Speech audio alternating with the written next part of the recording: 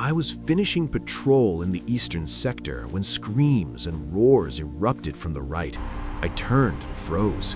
A male lion had his head firmly stuck in an acacia tree fork, unable to pull free.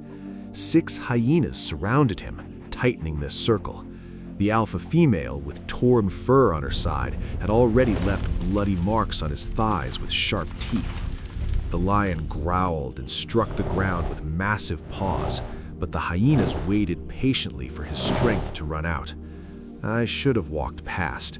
Rangers don't interfere in nature's course. That's the first rule. But I couldn't. I grabbed my rifle and ran forward. The first shot into the air scattered the pack. I kept moving, shouting and waving my arms. The hyenas stepped back but didn't leave, circling with that terrible laughter that makes blood run cold. The alpha female rushed forward without warning. I fired under her paws. She jumped back, circled again, and this time I wasn't fast enough. Sharp teeth closed on my left forearm and tore downward. Pain burned through my arm to my shoulder. I fired directly under her muzzle. The bullet grazed her paw. She squealed and jumped aside. That was my last bullet. The pack silently followed her and disappeared into tall grass. I pressed my wound with my right hand. My radio had been smashed, its casing cracked in half. No ammunition, no connection. I was alone in the savanna with an injured arm, and the lion was still stuck. I knelt beside him. He barely growled anymore. His sides heaved, his fur wet with sweat and blood, his hind legs trembling. I carefully placed my hand on his muzzle and looked at his left cheek. Where the fur had thinned with age, there was an old, torn scar, wide, uneven, shaped like a crescent. I knew it well. That was 6 years ago. I was a young ranger then, still learning. One day I wandered too far north, where elephant herds moved that season. I heard them before I saw them, pounding feet, cracking branches, and a deep rumble that shook the ground. The herd moved straight toward me, and a young male in front had lowered his head, a clear attack sign. I had no time to run. Out of fear, I simply stood there, watching the gray wall approaching. Then, a lion came out of the tall grass on the left, huge, in full strength with a thick, dark mane. He stepped toward the herd and roared. The young male elephant immediately turned his attention to the predator, trumpeted loudly, and led the herd in another direction, away from me. The herd chased the lion. One elephant struck him with his tusk at full speed. I saw the lion thrown aside and roll along the ground, but he got up almost immediately and ran away. I was still standing in the same place, alive and unharmed, unable to believe what happened. On the lion's cheek was a fresh, torn scar shaped like a crescent from the elephant tusk. I caught my breath and looked around. Then I saw a lioness in the tall grass behind trees, holding 2 small cubs close. She didn't move until all the elephants had disappeared. Everything became clear. The lion had stepped out not because of me. He was protecting his family. But the fact remained, if he hadn't stepped out at that exact second, I wouldn't be here now. He saved my life. Not intentionally, not even knowing it. He simply happened to be in the right place at the right moment, but that didn't make my debt any smaller. Since then, I sometimes saw him and always recognized him by that scar. For many years, he led a large pride, strong, confident, but time takes its toll. Recently, I began seeing him alone more often. The pride had chosen a younger male, and the old lion moved to the territory's edge, where prey was worse and water harder to find. But this time was different. I snapped back to the moment, placed my hand on his muzzle and said, "Hold on, old friend, I'll get you out." A few steps away was a thick, dry branch, strong enough to take pressure. I pushed it into the gap between his head and the tree like a lever, hoping to spread the edges just enough. I leaned my full weight onto the branch. My injured arm answered with such pain I hissed through my teeth. The lion jerked and gave a weak growl. I didn't let go. I pushed again, shifting weight onto my healthy arm. About 20 minutes passed. I was soaked with sweat, my arm burning. Then something cracked quietly, and the lion's head suddenly shifted. I pulled him by the scruff, and he jerked forward. In the next second, he was free.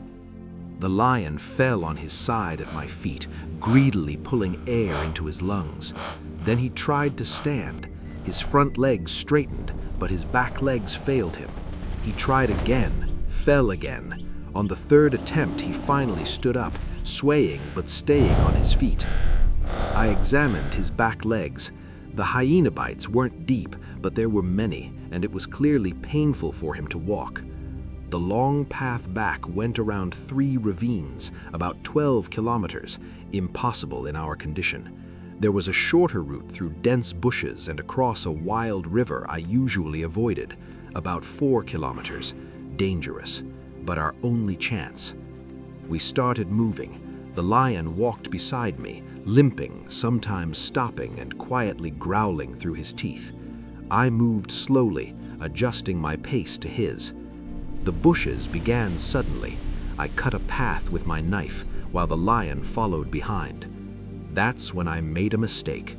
I looked at my compass and lost attention for just 1 second.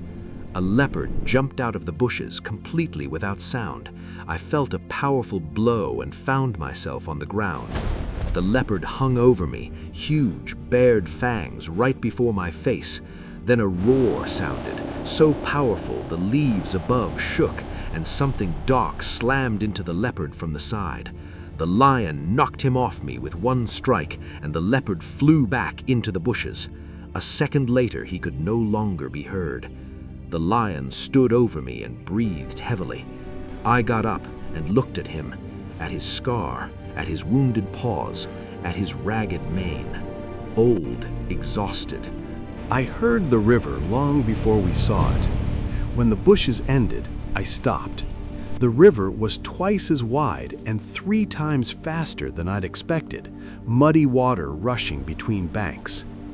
I found a shallower place and stepped in first.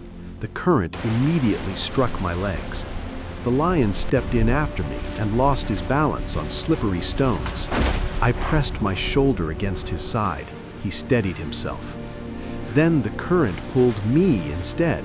My foot slipped and I fell, but I managed to grab his mane. He stood completely still like a rock until I found solid ground again.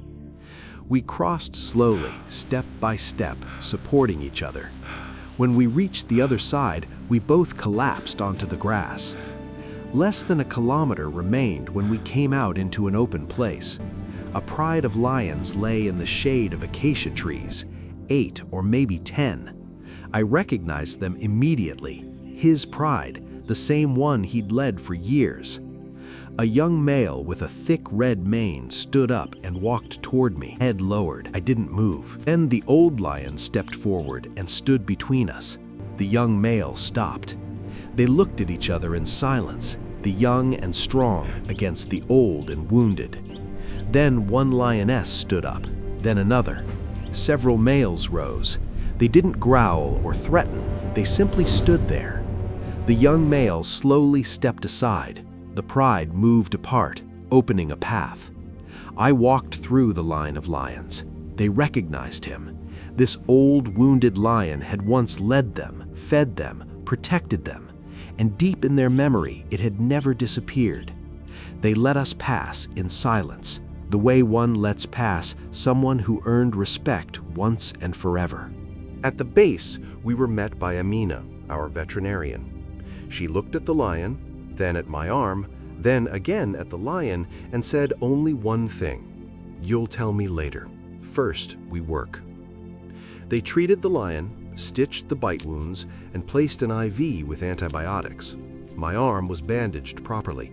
Fortunately, the bone wasn't damaged. After 3 weeks, the lion had recovered enough to move without limping. We released him in the northern sector of the park, calmer there, with fewer young males and water all year round.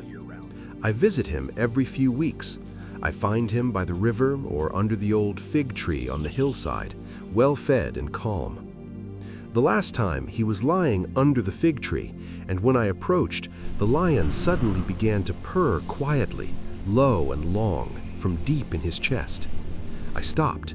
In all my years in the savannah, I had never heard anything like that from him. The old lion who once scattered herds of buffalo with a single roar and kept the entire savannah in fear, was now lying beside me and purring like a house cat.